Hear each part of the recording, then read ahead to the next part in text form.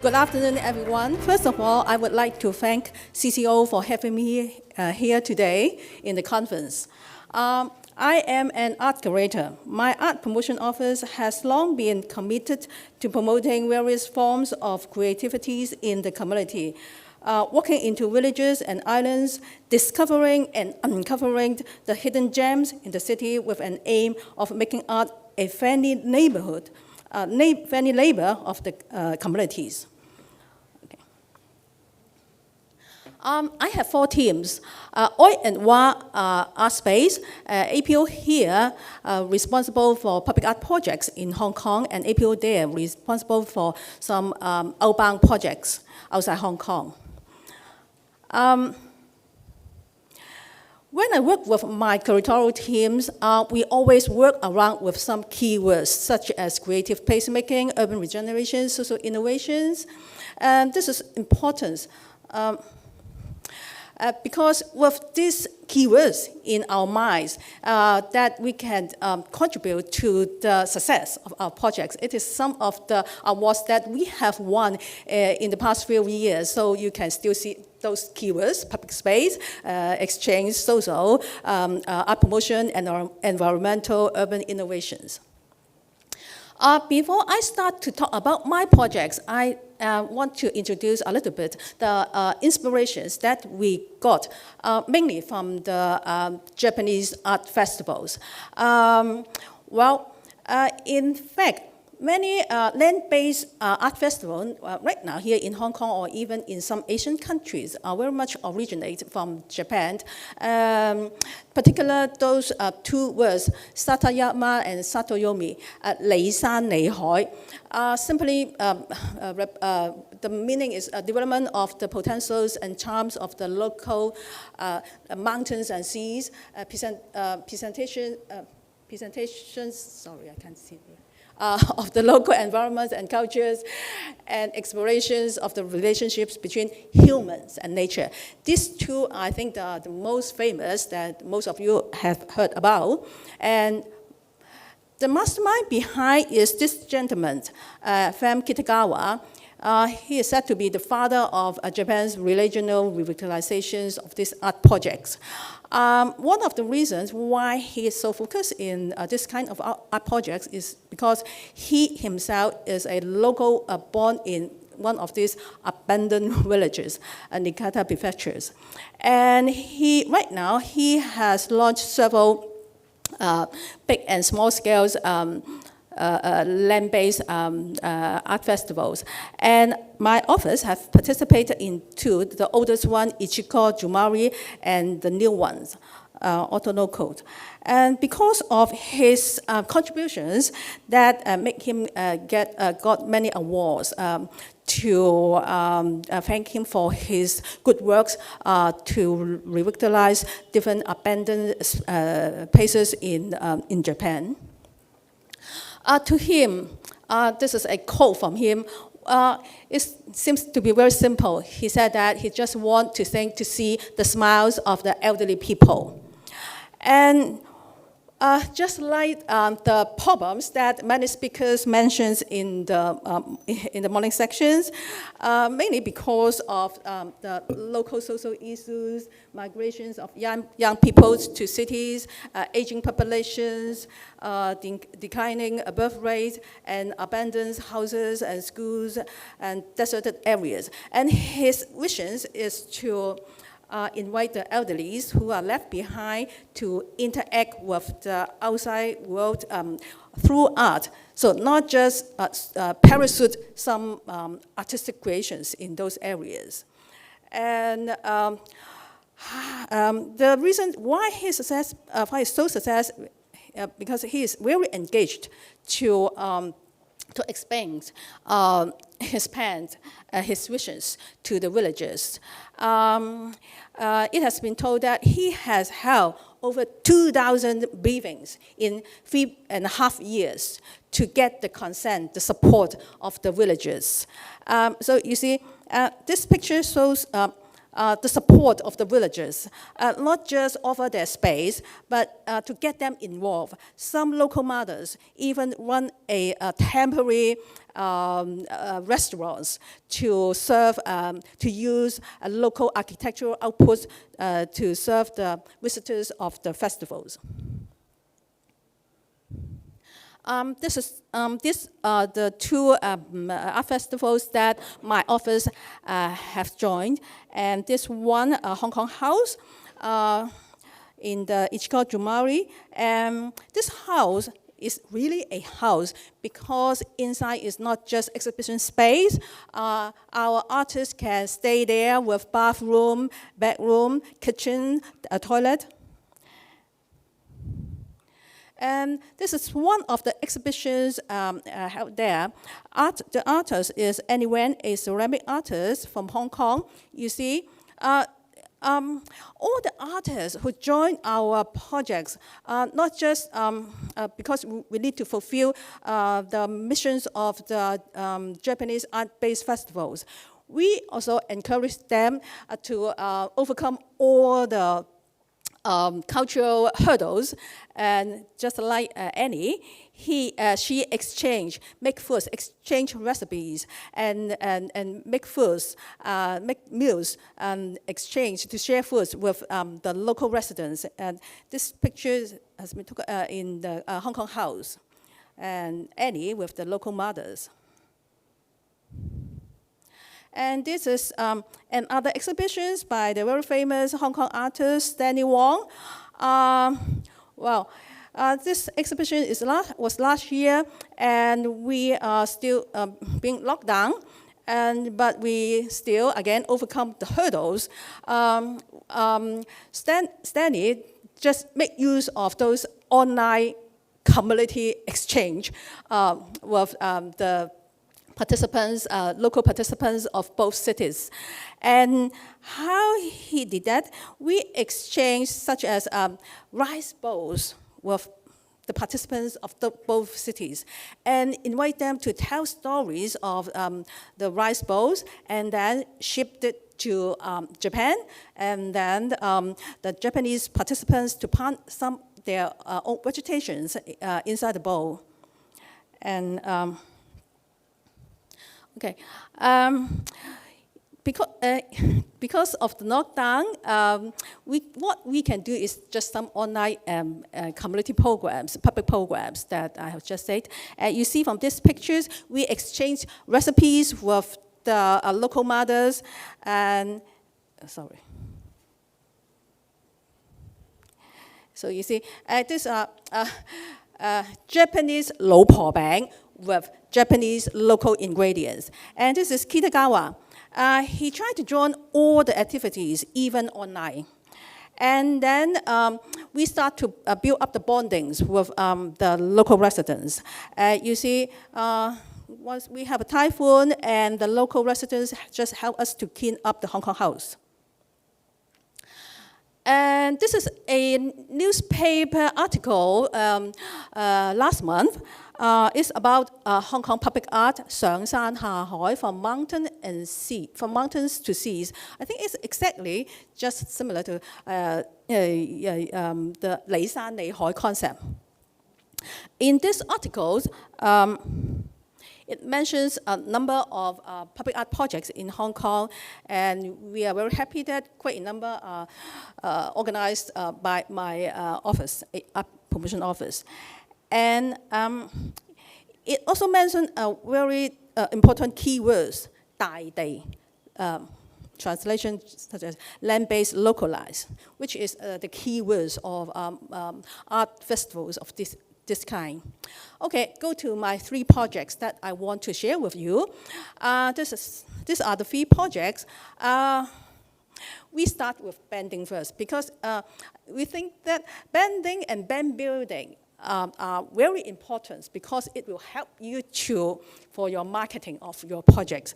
邂逅山村人 High Hills 南丫雪 Lemamia 廢柴不廢 Do you like it?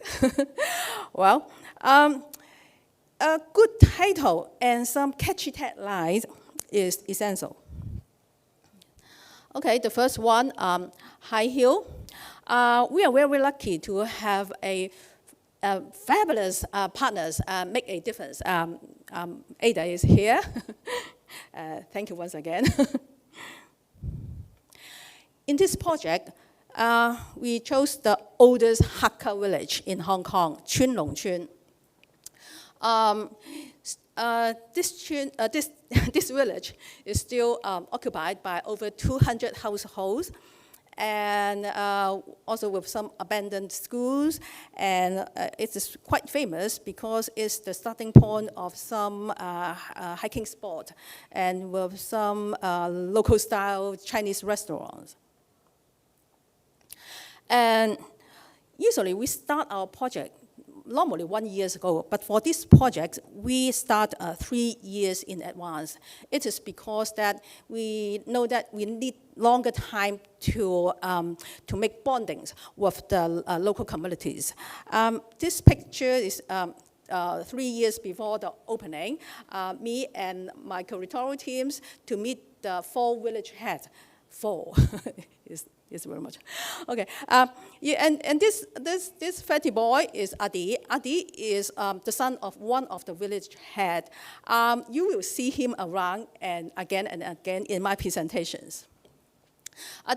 We are the first batch of people to get the consent of the villagers, and then the second batch is we need to introduce our artists to the villagers and to help them to build the friendships.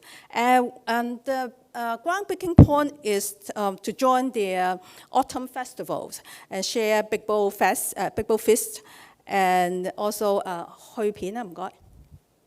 So you see, these are the artists. This is Adi again and Adi's mother. They start to have friendships. And we request our artists to spend more time in the village. This is one of the participating artists, Rainbow Leung. Her work is a map. He just got to know, on this map, you see, every single person is villagers in Chun Long. Not just every single person, but even cats and dogs and the pig, they all lived in the village. And this is one of the Chunjiang, one of the village head, Fai Chunjiang, village head Fai. And we invite him to take one of our media interview. So you see, he said that, oh, in fact, I don't know anything about art, but if we can bring back popularity and return to the good old days, that's very good. That's the bondings that we have been built up for these projects.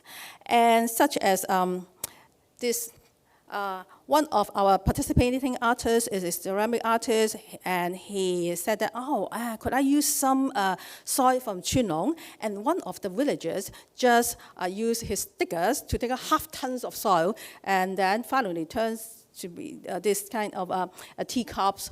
And we just deliver these teacups to the restaurants and cafes in the village, and just let them serve teas and drinks for the visitors of the restaurants and festivals. One of the works, very successful one, is this one, Hakka Oki. Sankala OK. The artist is Yip Kai Jun. Because we request the artists to make use of the histories, the legacies of the village. Yip Kai Jun just maybe he can make a piece using the Hakka song. And he collects some song from the village. And surprisingly, Fai Chinjiang again, village head Fai again, he said, 13 years ago, I'm songwriter. And you know, why this piece so successful is because speaking Hakanese is always a problem between two generations. The generation gap, the younger generation, like Adi, doesn't like to speak this kind of old-fashioned dialect. But with the artistic arrangement, interactions with the local history and the people, we have this piece of artworks sung by this father and son. 去片 again 唔該。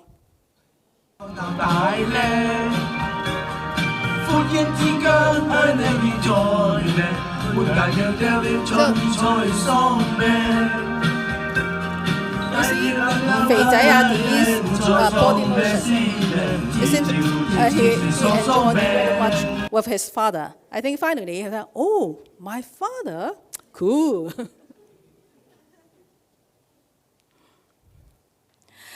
And we are so lucky that the project, in particular the part that organized by Make a Difference, it's almost time up, I get an award. Okay, I must be quick. This is another project, Lama Mia. Right on the success of High Hill, we add something more to our Lama Mia, which is artist residency, oral histories, and interviews, questionnaires. We share all these informations with the artists. And again, we invite the artists to get bill bondings.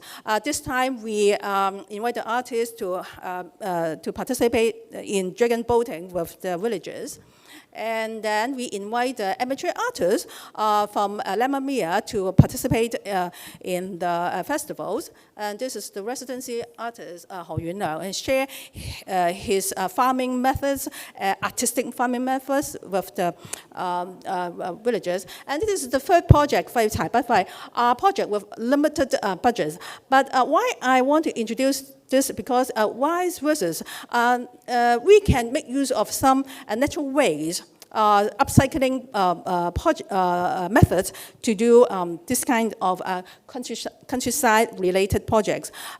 You may remember that we have a super typhoon and get many waste tree truck afterwards. Then I organized a project, Fai Cai Ba Fai. The first one is we invite artists to make use of those waste tree trunk to turn it into sculpture. And then the second part of the project is哪裏倒下哪裏站起來, just return those tree trunk, turn sculpture back to the place that it fallen. And then the third part is 廢柴大會. We invite participants to think how to make use of this waste junk wood. And then the fourth part is a school program. We invite the schools to take some of this junk wood and take back to the school and turn it into useful furniture. Okay. Let's directly jump to... Okay. Besides us, we have Saigon Hai in Hong Kong, the biggest land art project, and then we also have in Taiwan, Taiwan 海岸大地藝術祭, and in the mainland, 銅鑼大地藝術祭. Notice 大地藝術 seems to be quite an official terms now, and it sounds very good, but I think we need to pay attention to some of the balancing of people, stakeholders, artistic creations, and tourism. This is one of the cases that in Eva Miro village in Seoul. We're a successful one to revitalize the villages, but because of it's so successful that you will see signs like this kind: no noise, no landscape destruction. low garbage. So what I want to say is balancing between artistic creations, tourism, and get the bondings with the local residents, villagers are always the most essential things that we need to maintain. Thank you. Wow, amazing. Thank you, Dr. Lau.